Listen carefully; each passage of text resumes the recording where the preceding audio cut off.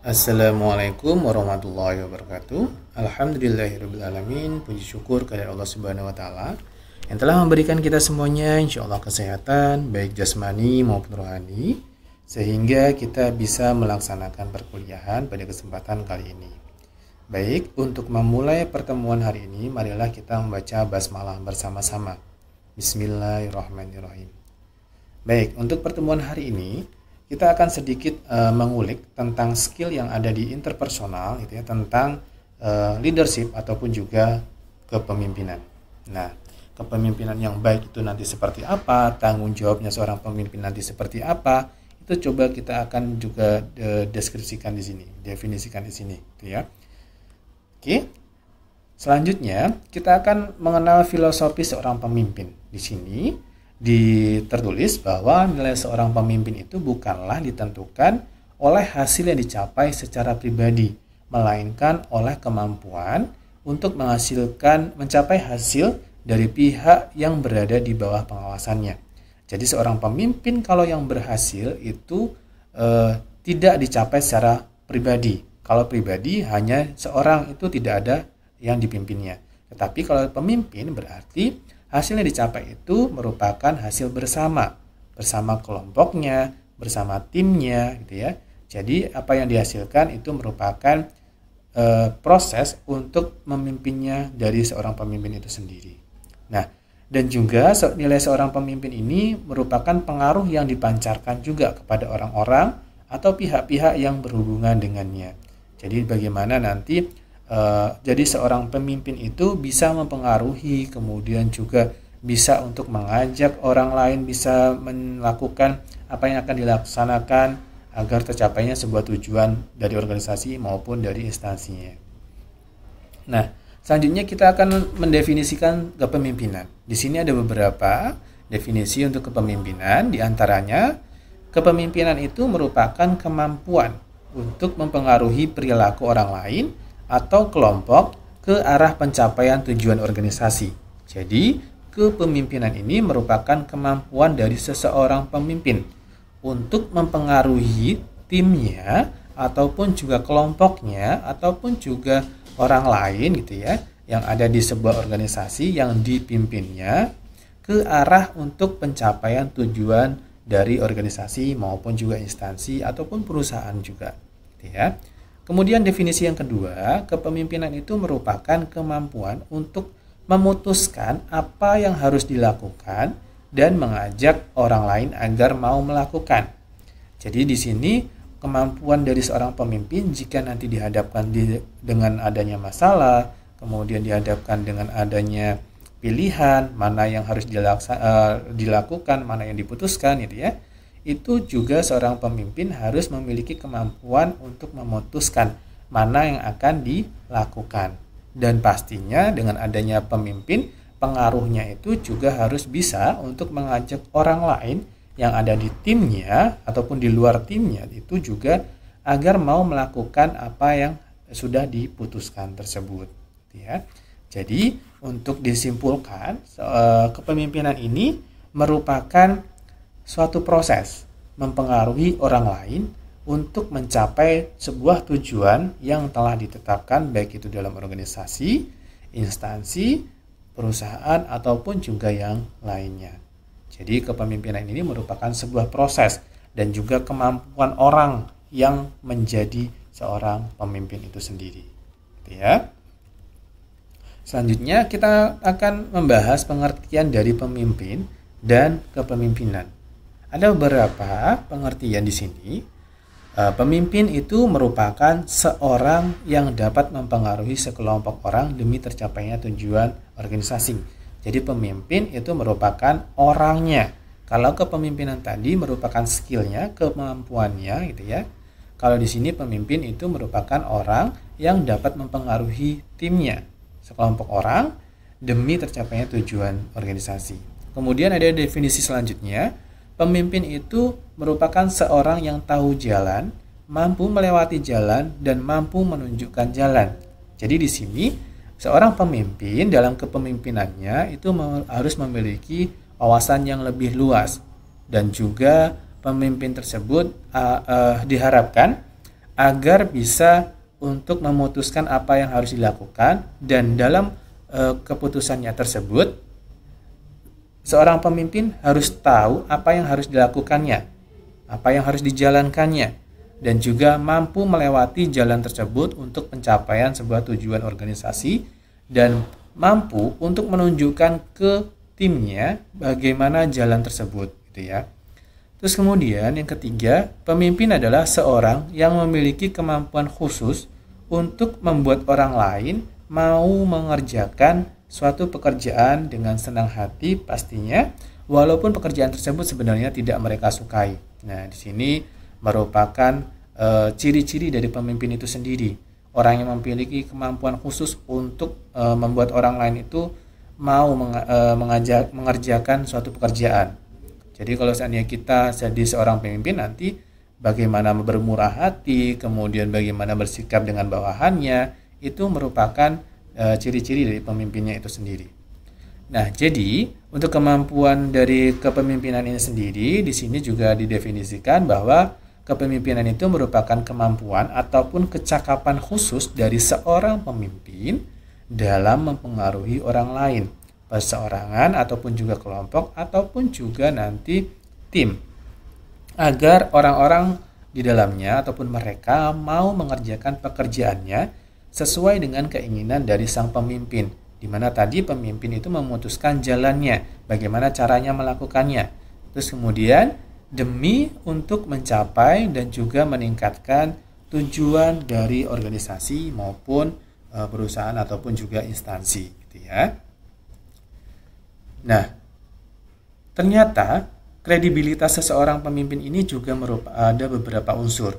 Seorang pemimpin yang kredibel, gitu ya, dikatakan kredibel itu minimal memenuhi syarat-syarat di bawah yang ada tertera di sini, yaitu dapat dipercaya ataupun jujur. Trustnya itu harus dipercaya, gitu ya. Orangnya itu bisa dipercaya untuk memimpin, kemudian apa yang dilakukan, apa yang dibicarakan ataupun apa yang dihasilkan itu nanti secara jujurnya juga. Kemudian expert, gitu ya. Jadi seorang pemimpin tadi diberi diharapkan untuk memiliki suatu wawasan yang luas untuk juga nanti memiliki keahlian khusus, gitu ya, dalam memimpin, dalam juga melaksanakan apa yang akan dilakukan, gitu ya. Kemudian dinamis, jadi tidak saklek, gitu ya. Mimpinnya hanya caranya dia saja, gitu ya.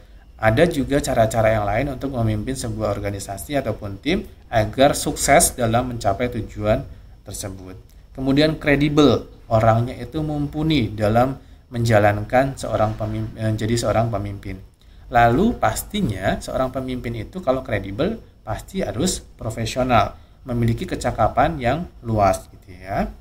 Jadi sama di sini juga kepemimpinan merupakan kecakapan dalam mengatur orang lain, terutama apabila para bawahannya itu menerima dan juga mengakui petunjuknya, gitu ya. Jadi apa yang menjadi bagaimana nanti pemimpin kalian yang capable ataupun kredibel, ya pastinya pilihlah yang seperti ini, dapat dipercaya, memiliki keahlian yang luas, kemudian juga khusus juga memiliki keahlian juga, kemudian dia sifatnya tidak otoriter ataupun juga tidak hanya satu cara kepemimpinan, tapi juga dia bisa untuk melebur dengan kepemimpinan yang lain seperti apa yang harus dilakukan, gitu ya. Kemudian kredibel dan juga pasti profesional. Nah, di sini seorang pemimpin yang memiliki kemampuan tadi memiliki perilaku yang seperti apa seharusnya. Ya, di sini dari hal untuk perilakunya ada pertama adalah mengatakan. Jadi di sini perilaku pemimpin ini memastikan masalah yang ada untuk diselidiki, kemudian untuk dikaji dan dijelaskan secara faktanya. Ya, jujur tadi ya, dapat dipercaya. Setelah itu mempertimbangkan pemecahan masalah alternatif dan memilih satu cara pemecahan yang dinilai paling tepat untuk memutuskan apa yang akan dilakukan. Kemudian untuk anggotanya diberitahu apa yang harus dilakukan. Pendapat anggota dimungkinkan untuk tidak dipertimbangkan juga bisa, gitu ya. Lalu perilaku kepemimpinan selanjutnya adalah untuk menghimbau. Jadi pemimpin itu harus membuat sebuah keputusan, memutuskan apa yang harus dilakukan untuk pencapaian tujuan tersebut. Kemudian adanya himbauan agar anggota itu juga bisa menerima keputusan tersebut. Jadi pemimpin harus juga memutuskan yang paling tepat dan baik. Lalu juga ada penjelasan atas manfaat dari keputusan yang telah diputuskan ataupun yang dipilih tadi. Jadi seorang pemimpin. Kemudian perilaku kepemimpinan selanjutnya merupakan konsultasi. Jadi pimpinan memberitahu permasalahan kepada anggota dan meminta saran untuk pemecahan masalah. Ya mungkin kalau seandainya jadi pemimpin, dia bisa untuk memberitahukan permasalahan ini kepada tiap-tiap manajer gitu ya. Jadi biar nanti seorang pemimpin mempunyai ide ataupun saran dari manajer-manajer terkait gitu ya di bawah-bawahnya gitu ya. Terus kemudian saran anggota tersebut dapat menjadi cara pemecahan masalah yang sementara. Jadi nanti harus diolah kembali cara yang paling tepat seperti apa, saran-sarannya yang bisa dimasukkan seperti apa. Kemudian dari konsultasi ini sendiri, pemimpin itu setelah mempertimbangkan saran, itu akan memutuskan cara yang terbaik dan juga yang paling tepat untuk pencapaian sebuah tujuan organisasi tersebut. Nah, kemudian perilaku kepemimpinan yang selanjutnya itu adalah bergabung, di mana pemimpin ini membicarakan masalah dan menerima juga keputusan dari anggota. Jadi saran itu tadi ditampung juga itu ya. Masalah yang dihadapi diflurkan ke manajer ataupun ke anggota gitu ya. Kemudian bisa untuk menerima keputusan tersebut. Nanti walaupun harus juga dari seorang pemimpin harus menggodok juga saran-saran tersebut agar pilihannya itu tepat untuk mencapai sebuah tujuan organisasi. Kemudian perilaku selanjutnya dari kepemimpinan itu memberi, di mana pemimpin menyerahkan pembicaraan dan juga pemecahan masalah yang memuaskan dan diinginkan oleh anggota, di mana pemimpin mendukung keputusan asal wajar dan ada dalam batasan-batasan yang telah ditetapkan sebelumnya. Selanjutnya, ada juga prinsip dari kepemimpinan. Ya, kepemimpinan dari seorang pemimpin itu harus juga mempunyai prinsip. Di mana prinsipnya di sini ada beberapa, diantaranya yaitu menentukan sasaran dan tujuan bersama anggota kelompok. Gitu ya. Jadi tujuan bersamanya yang telah ditetapkan itu juga seharusnya dirembuk ataupun didiskusikan gitu ya secara bersama-sama dengan anggota-anggota kelompok yang lainnya. Kalau seandainya pemimpin ya nanti pasti ada wakilnya, kemudian divisi-divisi lain punya koordinator gitu ya. Itu juga menentukan sasaran dan tujuan itu bersama-sama gitu ya. Tidak hanya satu pemimpin saja gitu ya, berdasarkan keinginan satu pemimpin saja. Kemudian yang kedua, bantuan dari anggota itu untuk mencapai tujuan ataupun sasaran kelompok. Jadi anggota itu juga dibantu untuk pencapaian apa yang dilakukannya agar mencapai tujuan ataupun sasaran dari kelompok tersebut. Lalu prinsipnya koordinasi kegiatan kerja pastinya agar semua yang dilakukan itu berjalan dengan lancar dan baik, kemudian tidak ditentang oleh bawahannya, maka seorang pemimpin dalam kepemimpinannya juga harus berkoordinasi dalam kegiatan kerjanya dengan anggota dan juga bawahan-bawahannya. Kemudian juga bantu anggota agar dapat menyesuaikan diri dengan kelompok. Jika nanti ada anggota yang memang belum bisa untuk menyesuaikan diri, maka wajib juga seorang pemimpin memberikan semangat gitu ya, dan juga memotivasi dari anggota tersebut agar nanti anggota tersebut dapat menyesuaikan diri dengan kelompoknya yang akan di divisi di mana gitu ya, untuk ditempatkan. Kemudian tunjukkan bahwa orientasi kita dari seorang pemimpin itu merupakan orientasinya adalah kelompok, bukan perorangan. Ya. Jadi orientasinya nanti mengarah kepada capaian tujuan sebuah organisasi tersebut. Lalu juga tunjukkan perhatian yang manusiawi. Jadi kalau seandainya kita seandainya kita adalah seorang pemimpin, kemudian ada beberapa bawahan, maka kita juga harus menunjukkan perhatian kepada mereka itu secara manusiawi, bukan yang otoriter, bukan yang memimpin yang memang diktator gitu ya, seperti itu. Terus kemudian ciri umumnya kepemimpinan itu yang berhasil itu ada apa saja? Di sini ada definisikan ciri-ciri umumnya untuk pemimpin yang memang dikatakan berhasil itu tadi. Tadi diantaranya adalah mengarahkan, bisa juga orang lain itu bisa melakukan apa yang diinginkan itu ya. Nah, di sini ada beberapa. Yang pertama, kelancaran dalam berbicara. Jadi, seorang pemimpin, pembendaharaan katanya itu harus lebih luas, mempunyai wawasan yang luas, ilmu yang sangat luas juga, agar dalam berbicara itu juga nggak terbata-bata gitu ya. Lalu juga dalam kelancaran berbicara ini, kemampuannya seorang pemimpin itu harus bisa berkomunikasi baik gitu ya dalam bahasa keanggotanya gitu ya, ataupun kepada bawahannya. Lalu yang kedua merupakan kemampuan untuk memecahkan masalah ya. Pastinya seorang pemimpin kalau seandainya tidak bisa memecahkan masalah dengan baik dan benar, dengan apa yang diputuskan itu tepat dan juga baik gitu ya, itu merupakan pemimpin yang tidak baik. Makanya kemampuan di sini seorang pemimpin itu bisa untuk memecahkan sebuah masalah gitu ya. Jadi masalah itu nanti di dalam sebuah organisasi juga merupakan masalah untuk persoalan dari timnya ataupun juga anggota-anggotanya juga gitu ya. Jadi sama-sama untuk nyangkuung gitu ya. Terus kemudian kesadaran akan kebutuhan anggotanya. Jadi kebutuhan anggota itu sering dinyatakan ataupun tidak.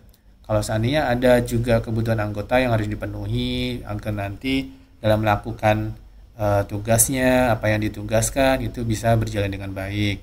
Itu juga merupakan seorang pemimpin itu harus sadar akan kebutuhan dari anggotanya. Dan juga memberi suasana sehingga anggota itu percaya kepada pemimpinnya. Ya, kalau kita memang jujur, terpercaya, insya Allah nanti kesadaran dari anggota itu kebutuhannya akan juga dilihat gitu ya dari pemimpin itu sendiri. Lalu ciri umum pemimpin yang baik itu luas gitu ya, keluasan. Di mana fleksibel, ciri-cirinya untuk menyesuaikan diri dengan kelompok yang ada di bawahnya gitu ya. Terus kemudian juga luas dalam menangani masalah. Tidak hanya mempunyai satu planning saja, tetapi ada beberapa planning yang lainnya. Terus kemudian mampu memecahkan akibat perubahan dengan cara yang kreatif gitu ya, dan juga pastinya inovatif pastinya. Kemudian selanjutnya kesediaan untuk menerima tanggung jawab, di mana seorang pemimpin ini mampu menyelesaikan tugas dan menyerahkan hasil kepada anggota, dan juga nanti dari pemimpin ini bisa untuk mengkoordinasi anggota untuk kesediaannya dalam menerima tugas-tugas yang akan dilimpahkan gitu ya. Terus kemudian seorang pemimpin yang baik itu dan yang juga berhasil juga memiliki keterampilan sosial yang baik. Menghadapi orang lain bagaimana, terus kemudian bagaimana menghargai ide, saran, pendapatnya dari orang lain ataupun anggota, itu juga harus bisa dilakukan oleh seorang pemimpin. Selanjutnya, ciri umum dari pemimpin yang berhasil ataupun yang baik ini sendiri itu memiliki kesadaran akan diri dan juga lingkungan. Jadi pemimpin yang baik itu bisa mengenal diri dengan baik ya.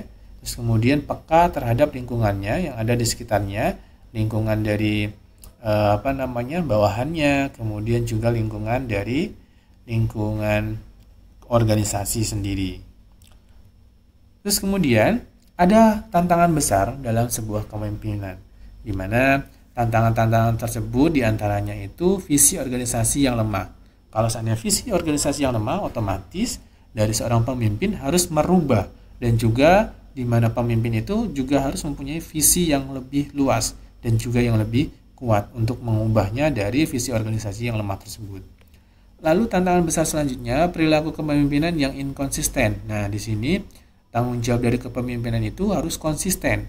Jadi tantangan besarnya jangan sampai seorang pemimpin itu dalam kepemimpinannya tidak konsisten. Selanjutnya tantangan besarnya kurangnya kader pemimpin. Nah, di sini diharapkan pemimpin itu tidak untuk kepentingannya sendiri. Jadi nanti kalau seandainya nanti seorang pemimpin tersebut sudah tidak bisa memimpin lagi, maka diharapkan dia juga mempunyai kader-kader agar kepemimpinannya itu diteruskan, kemudian dilanjutkan programnya yang baik, terus kemudian apa yang kurang itu akan diubah untuk menjadi yang lebih baik lagi. Nah, kemudian ada kompetensi manajemen yang usang. Nah, itu juga kalau seandainya tidak bisa untuk memanajemen dari sebuah organisasi, maka merupakan tantangan yang sangat besar. Kemudian dari tantangan yang besar selanjutnya itu buruknya keterkaitan antara unit-unit kerja dengan tujuan organisasi. Seharusnya dalam unit-unit kerja ini sendiri itu akan ada keterkaitan untuk pencapaian sebuah tujuan dari organisasi tersebut, gitu ya. Jadi kalau seandainya ada di antara unit-unit kerja itu ternyata tidak berhubungan yang baik, gitu ya, dengan tujuan organisasi, ya otomatis itu merupakan tantangan yang sangat besar untuk diubah bagaimana dari kepemimpinannya tersebut bisa untuk mengubah dari hal yang jelek tadi menjadi hal yang baik. Lalu tantangan besar selanjutnya itu kurangnya kesatuan dan juga kerjasama di antara bawahan ataupun juga dari pimpinan ke bawahan juga. Lalu ketidakmampuan untuk mengelola konflik secara efektif, dimana nanti kalau seandainya ada masalah ternyata pemimpinnya tidak bisa menyelesaikan masalah, tidak tahu caranya melakukan penyelesaian masalah. Nah, itu juga merupakan tantangan yang sangat besar bagi seorang pemimpin dalam kepemimpinannya. Selanjutnya, ada beberapa karakteristik utama dari seorang pemimpin. Ya, tadi kita sudah mengenal tadi ya, ada yang jujur, terpercaya. Terus kemudian dari pemimpin itu harus visioner, tidak mempunyai visi yang hanya rentang waktu yang sedikit, ataupun juga cuman kalau seandainya di pemimpin negara berarti hanya untuk 5 tahun saja, tetapi harus punya visi yang lebih luas lagi, 10 tahun, 20 tahun, bahkan 50 tahun kemudian, gitu ya. Bagaimana negara yang akan dipimpinnya, ataupun juga nanti sebuah organisasi kalau pemimpin organisasi ya nantinya, gitu ya. Terus kemudian harus kompeten, tadi pastinya orangnya harus cerdas, mempunyai wawasan yang luas, mempunyai keahlian khusus yang memang bisa untuk diterapkan dalam kepemimpinannya, gitu ya. Terus kemudian dari pemimpin ini harus mempunyai inspiringnya. Jadi kalau seandainya apa yang dilakukan, apa gerak-geriknya, perilakunya itu merupakan inspirasi dari bawahannya, agar nanti pemimpin itu bisa terpercaya dan juga dipercayai oleh bawahannya bahwa pemimpin yang diikuti adalah pemimpin yang baik. Lalu karakteristik selanjutnya itu adalah adil terhadap bawahannya ataupun juga timnya ataupun kelompok di bawahnya. Lalu karakteristik utama yang pemimpin selanjutnya adalah suportif, gitu ya. Jadi tidak hanya untuk melakukan apa keinginan sendiri, tetapi juga menerima ide-ide yang kemudian harus diolah juga untuk dihasilkan tujuannya nanti sama enggak dengan tujuan yang telah ditetapkan. Selanjutnya dari sini pemimpin yang efektif itu seperti apa, ya. Di sini ada beberapa ciri pemimpin yang efektif itu seperti apa. Yang pertama, pemimpin itu yang mempunyai pengikut pastinya, karena harus mempunyai anggota, ada yang dipimpinnya, ya. Kalau seandainya dia seorang diri, bukan didefinisikan sebagai seorang pemimpin, gitu ya.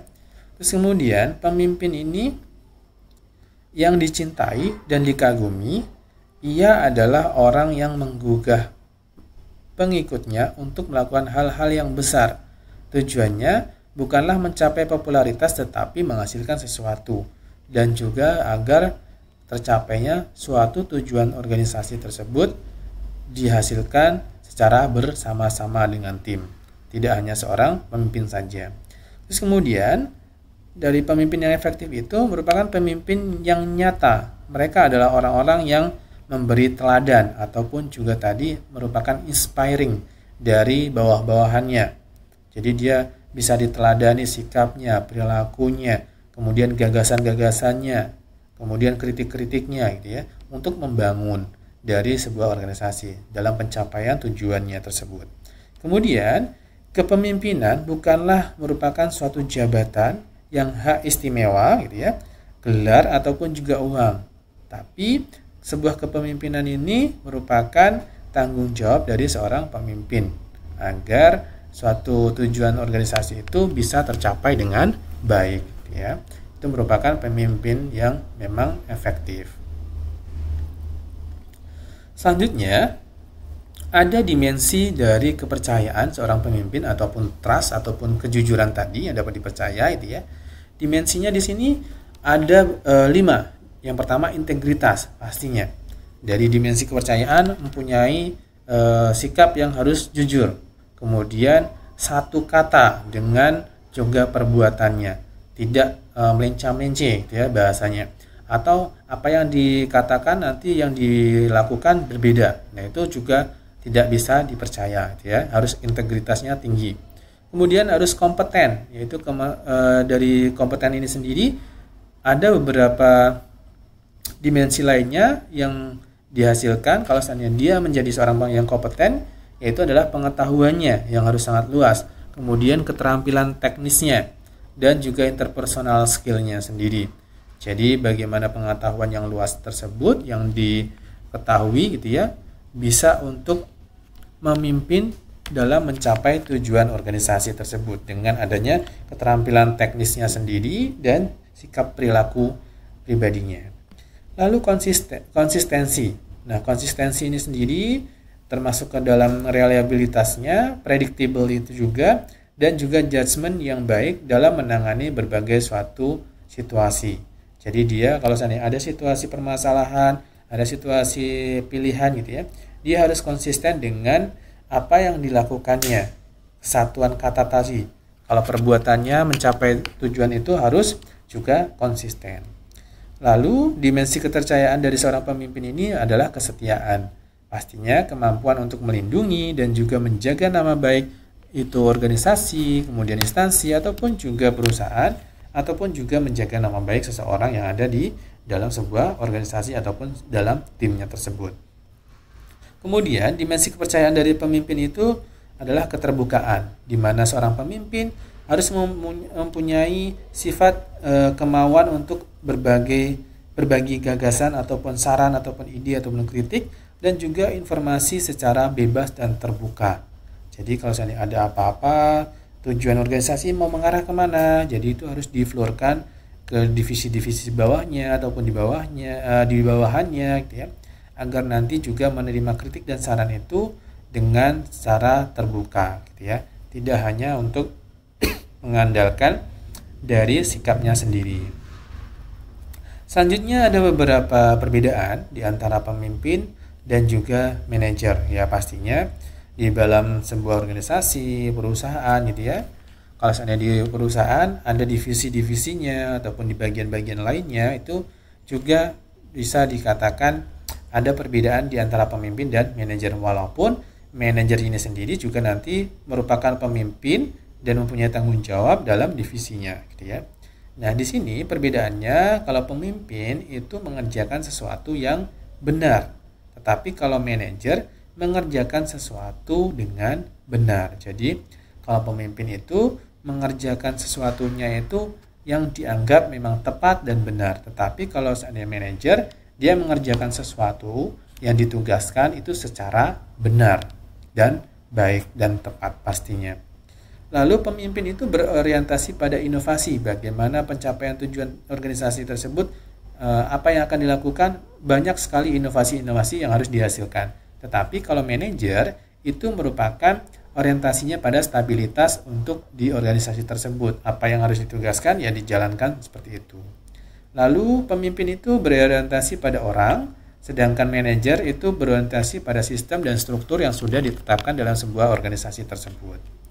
Lalu pemimpin itu merupakan develop ataupun juga orang yang mengembangkan ataupun juga orang yang membuat hasil keputusan gitu ya. Tapi kalau untuk manajer itu konsepnya adalah untuk maintenance ataupun juga untuk pengembangan yang di dalam suatu organisasi, bukan untuk membuat gitu, bukan untuk develop. Kalau develop ataupun memutuskan itu tugasnya seorang pemimpin gitu ya. Terus kemudian dari pemimpin ini harus menumbuhkan kepercayaan kepada bawahannya gitu ya, ataupun juga dari timnya. Kalau seandainya manajer itu mengandalkan pada proses pengawasan apa yang harus dilakukan gitu ya. Terus kemudian pemimpin itu mempunyai wawasan yang luas, visioner gitu ya, long range view. Sedangkan kalau manajer itu short range view, di mana apa yang ditugaskan yaitu merupakan goals-nya mereka gitu ya. Tapi kalau pemimpin dia harus juga mempunyai visi yang luas gitu ya, dengan adanya beberapa visi-visi misi-misi yang akan dihasilkan gitu ya, untuk mencapai sebuah visi ataupun tujuan tertentu.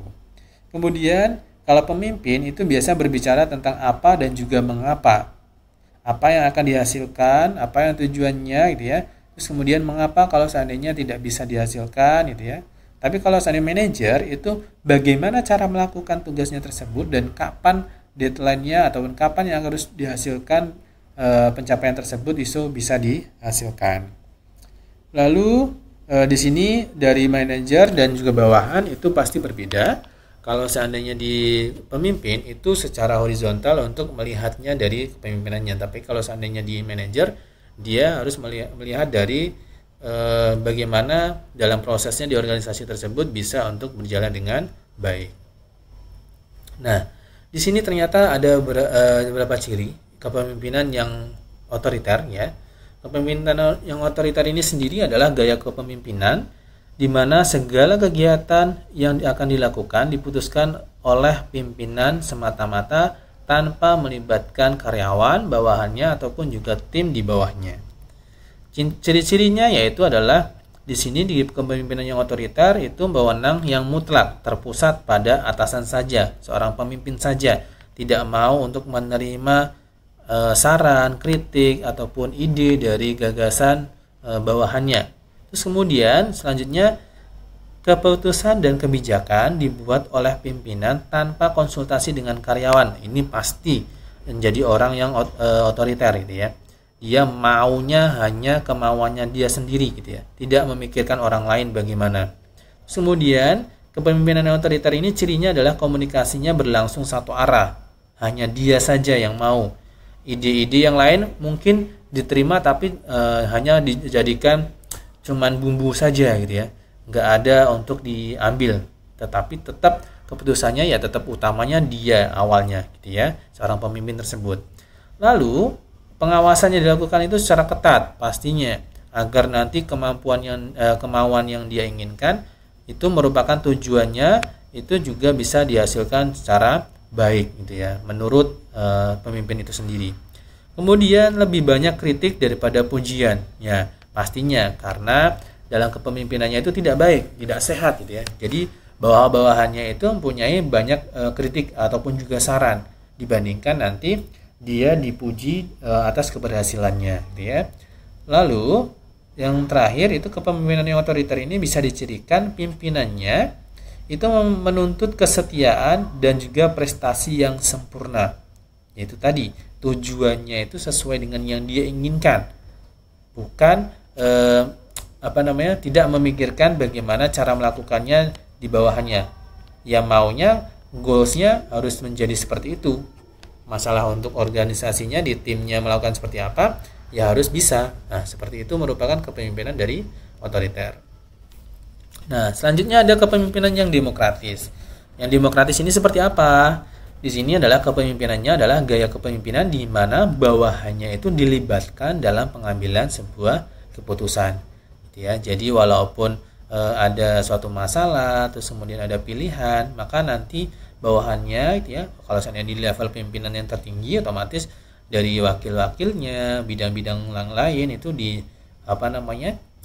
dipanggil untuk dimintain saran ataupun juga ide untuk pencapaiannya bagaimana yang akan dilakukan. Terus kemudian ciri-cirinya di kepemimpinan dari demokratis ini sendiri, pimpinannya itu bersedia melimpahkan wewenang kepada bawahannya. Kalau nanti hal yang dilakukan itu merupakan hal yang bagus gitu ya, otomatis nanti bisa diterima gitu ya dengan adanya keputusan bersama-sama dalam melakukan pemutusan masalah tersebut. Kemudian keputusan dan kebijakan dibuat bersama antara pimpinan dan bawahan dengan adanya musyawarah tadi itu ya. Lalu ditimbangkan bagaimana yang tepat keputusannya, mana yang baik juga gitu ya. Terus juga komunikasi itu akan berlangsung dua arah di antara pemimpin, bawahannya gitu ya. Jadi tidak hanya untuk seorang pemimpin saja. Lalu bawahannya itu bisa diberi kesempatan untuk berprakarsa dan juga menyampaikan saran ataupun ide tadi. Lalu tugasnya kepada bawahan itu lebih bersifat permintaan daripada instruksi gitu ya. Jadi bawahannya tahu nanti apa yang dilakukan gitu ya. Sudah tidak diinstruksikan dengan saklek gitu ya, tapi bawahannya sudah tahu apa yang untuk mencapai sebuah tujuan tersebut, apa yang akan dilakukan itu jadinya sudah tahu kalau seandainya dia mempunyai kepemimpinan yang demokratis, yang baik gitu ya. Lalu pujian dan kritik kepada bawahannya itu diberikan secara seimbang, tidak hanya untuk satu ide ataupun satu masalah itu diputuskannya sama dia satu orang aja gitu ya, orangnya harus digini-ginikan gitu ya, tapi juga diberikan secara seimbang kalau seandainya ada beberapa masalah yang dihadapi. Nah, kemudian ada kepemimpinannya yang bebas kendali gitu ya, merupakan gaya kepemimpinan yang percaya pada supervisi minimal dan menyerahkan sebagian keputusan kepada bawahannya. Di sini kepemimpinannya bebas tapi masih dalam kendali seorang pemimpinnya. Ciri-cirinya ya menyerahkan sebagian besar keputusan kepada bawahannya. Apa yang di level bawahnya itu yang diputuskan dia ikut saja, gitu ya. Terus kemudian pengawasan kepada bawahannya itu sangat minimal. Lalu prakarsa selalu datang dari bawahannya, idenya, sarannya itu dari bawahannya, terus kemudian mereka setuju ya sudah dilakukan, dan kemudian bagaimana cara melakukannya ya diawasi oleh pemimpin tersebut. Lalu kepentingan pribadi lebih utama daripada kelompok ya, karena untuk di kepemimpinan yang bebas kendali ini inginnya adalah dari pribadi sendiri gitu ya, bukan untuk kelompok gitu ya. Lalu hampir tidak ada pengarahan dari atasan, karena memang atasan ikut saja. Kalau seandainya di bawahannya setuju, oke, gitu ya, dilakukan gitu ya. Apa yang akan dilakukan pasti juga nanti tanggung jawabnya dari bawahannya tersebut. Lalu pimpinan hanya berkomunikasi apabila diperlukan oleh bawahan. Ya, ini hampir juga merupakan kepemimpinan yang tidak sehat gitu ya. Karena walaupun bebas terkendali juga gitu ya, tapi ada beberapa yang memang ciri-cirinya itu menunjukkan kepemimpinannya yang kurang bagus gitu ya. Nah, di sini bisa disimpulkan gaya kepemimpinannya tadi. Yang otoriter itu pastinya sifatnya memaksa, di mana pemimpin mengambil keputusan mutlak gitu ya. Anggota harus menaatinya. Kemudian untuk anggota yang baru tidak disiplin, prestasinya akan menurun, itu juga akan di-out-kan dari organisasi tersebut. Lalu untuk memulai usaha yang baru, usaha itu dalam kondisi yang kritis gitu ya. Kalau seandainya kekayaan ya hanya untuk pemimpinnya saja, bawahannya tidak boleh kaya kan gitu. Terus kemudian kalau seandainya demokratis ataupun terpimpin tadi, pemimpin dan anggotanya itu bersama-sama untuk membuat pemecahan masalah yang bagus seperti apa. Ya, menggodok ide-ide dan saran dari bawahannya agar juga diputuskan dengan yang baik tujuannya. Lalu anggota mengungkapkan gagasan dan juga pemimpin bisa untuk mengarahkan dari gagasan tersebut. Mana yang berpeluang yang baik gitu ya. Itu. Terus kemudian yang bebas kendali tadi gitu ya. Anggota itu diberi kebebasan mengembangkan kreasinya. Jadi apa yang idenya ya mau dilakukan ya silakan kan, seperti itu. Kalau dibebas kendali tadi.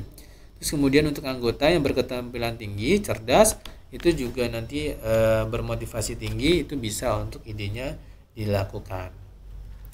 Nah, selanjutnya ada wewenang ataupun juga kekuasaan di dalam kepemimpinan seorang pemimpin gitu ya. Wewenangnya itu sifatnya jenisnya adalah struktural, di mana dia memang seorang pemimpin. Jadi karena jabatannya di dalam sebuah organisasi, kekuasaannya dia bisa untuk mengarahkan, menerangkan dan juga memutuskan. Itu sudah wewenangnya dari seorang pemimpin gitu ya, berdasarkan kekuasaannya tersebut. Lalu wewenang kearifan, karismatik. Jadi seorang pemimpin itu juga harus arif dan bijaksana agar menjadi seorang pemimpin yang baik. Karena memiliki sikap dan juga perilaku yang positif, kemudian pengetahuan yang luas, kemampuan dalam memecahkan masalah, memilih sebuah keputusan itu juga secara teknis dan juga lebih bagus gitu ya. Dan berdasarkan pengalaman-pengalamannya yang ada di pemimpin tersebut. Lalu wewenang moral, di mana wewenang moral ini dari seorang pemimpin memiliki integritas, kemudian juga bermoral yang baik, berada di tengah anggota itu terutama saat ada masalah, tidak hanya saat ada keuntungan saja gitu ya. Kalau ada masalah ya turun juga gitu ya, bisa untuk menyelesaikan masalah sama-sama. Lalu juga wewenang reputasi yang dimiliki oleh pemimpin karena prestasinya gitu ya. Lalu juga ada wewenang untuk jasmania, di mana bentuk ataupun juga penampilan fisik seseorang itu baik yang dinyatakan maupun juga kesannya itu terpantul yang berwibawa gitu ya. Jadi wewenangnya biar nanti kalau memimpin ya ternyata fisiknya itu bagus gitu ya. Itu juga bisa. Lalu bagaimana caranya seorang pemimpin itu dalam memotivasi bawahannya ataupun timnya di bawahnya? Ya, yang pertama di sini banyak sekali ya untuk cara-caranya. Mungkin cara lain pasti ada juga di luar ini. Yang pertama, tegurlah tapi juga jangan secara kasar gitu ya. Jangan berkata kasar, terus kemudian tindakannya yang kasar gitu ya. Biar nanti bawahannya juga melihat bahwa kepemimpinannya ini, seorang pemimpin ini baik gitu ya dalam memutuskan masalah, memecahkan masalah, tidak secara frontal ataupun kasar gitu ya. Lalu pekalah terhadap manusia ataupun anggotanya tersebut, apa yang dibutuhkan gitu ya. Jadi nanti yang dihasilkan itu bisa untuk yang baik-baik.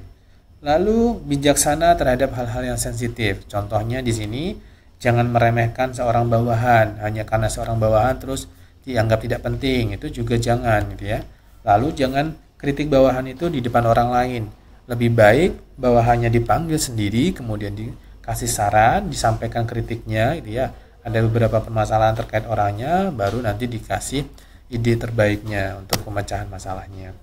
Lalu sekali-kali untuk beri perhatian yang penuh kepada bawahannya.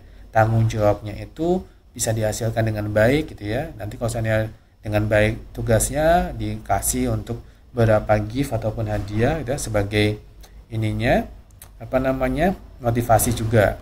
Lalu jangan mementingkan diri sendiri dan bawahannya berpikir demikian gitu ya. Lalu jangan memunculkan anak emas ataupun hanya satu orang saja yang diuntungkan ataupun yang diagung-agungkan. Lalu juga selalu berusaha untuk mengembangkan bawahannya agar bisa untuk proses bawahannya itu lebih pengembangan dirinya lebih bagus lagi. Terus kemudian mengertilah hal-hal yang kecil namun sangat menyentuh bawahannya. Jangan membanggakan diri di hadapan bawahannya juga. Lalu jangan meracuni juga iklim kerja yang sudah ada, yang sudah baik itu karena ada seorang bawahan yang kurang berprestasi. Lalu jangan terombang-ambing dalam mengambil keputusan. Harus tahu keputusan yang tepat, yang jelas seperti apa dan apa yang akan dilakukannya.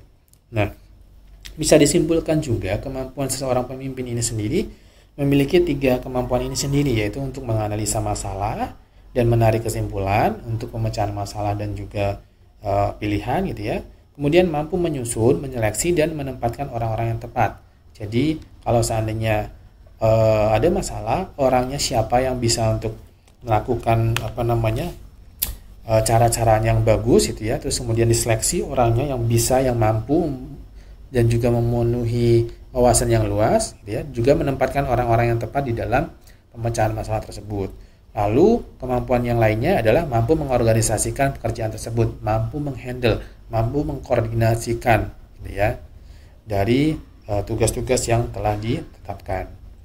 Nah, karakteristiknya dari pribadi pemimpin sendiri ini juga merupakan sangat penting agar nanti jika kita menjadi seorang pemimpin, kita juga harus mempunyai karakteristik pribadi yang baik, yaitu memiliki kecerdasan yang cukup tinggi, wawasan yang luas, ilmu pengetahuan yang baik gitu ya.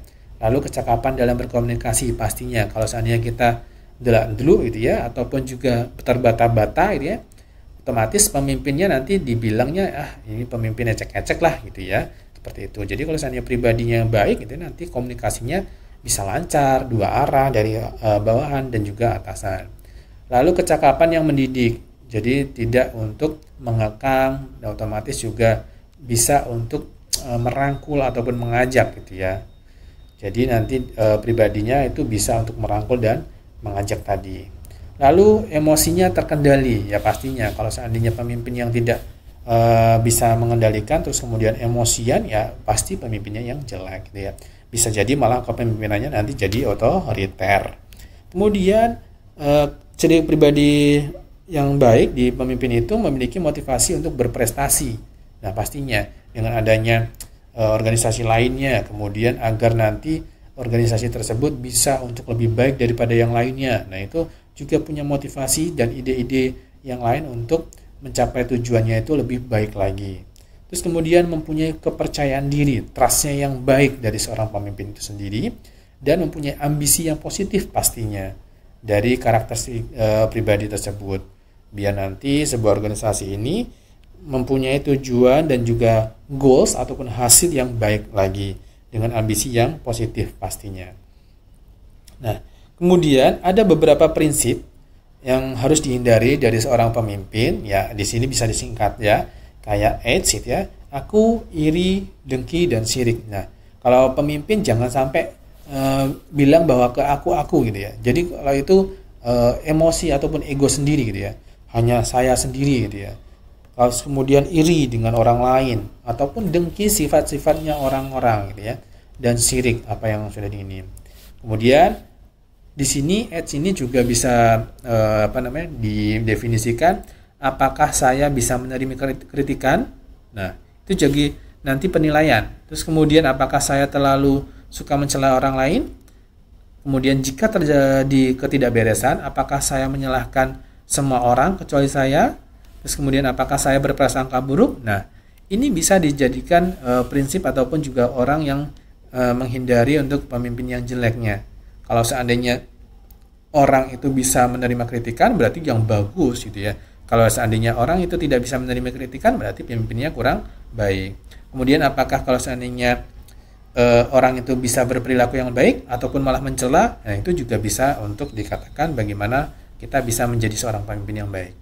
Nah, di sini jika ya lebih dari 2, maka Anda itu menjadi seorang pemimpin yang besar kepala. Kalau seandainya lebih dari 2, ternyata oh iya nih saya bisa menerima kritikan, atau terlalu suka mencela orang lain, berarti kalau terlalu suka ya berarti orangnya jelek nih gitu ya. Gitu. Kemudian jika ada orang yang bermasalah berarti bersangka buruk. Nah, berarti orang ini merupakan besar kepala untuk kepemimpinannya. Nah, bagaimana untuk mengurangi kepala yang kebesaran ini? Ya, mintalah teman akrab kita untuk menyebutkan 4 hal yang tidak baik tentang Anda. Kalau seandainya kita emosian, kemudian kita tidak menerima, otomatis kita bisa dicirikan untuk menjadi pemimpin itu tidak baik nanti hasilnya. Nah, itu saja yang dapat saya sampaikan dalam pertemuan hari ini dalam pembahasan pokok kepemimpinan gitu ya. Apa yang saya sampaikan di sini semoga mendapat pencerahan dan juga menjadikan ilmu pengetahuan yang bagus, yang baik kepada Mas maupun Mbak semuanya. Terima kasih. Mari kita tutup untuk pertemuan hari ini dengan membaca hamdalah bersama-sama. Alhamdulillahirrabbilalamin. Terima kasih. Cukup sekian dari saya. Assalamualaikum warahmatullahi wabarakatuh.